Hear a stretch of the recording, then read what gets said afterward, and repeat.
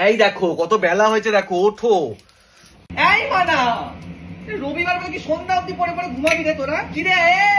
এই দেখো তুমি বাজারে যাবে না? কত বেলা হয়েছে। আমি কিন্তু ভাতে ভাত বসিয়ে দিচ্ছি এবারে। এত বেলা আমি মাছ মাংস করতে পারবো না। তুমি কি পেয়েছো? আমাকে কি পাগল আমি?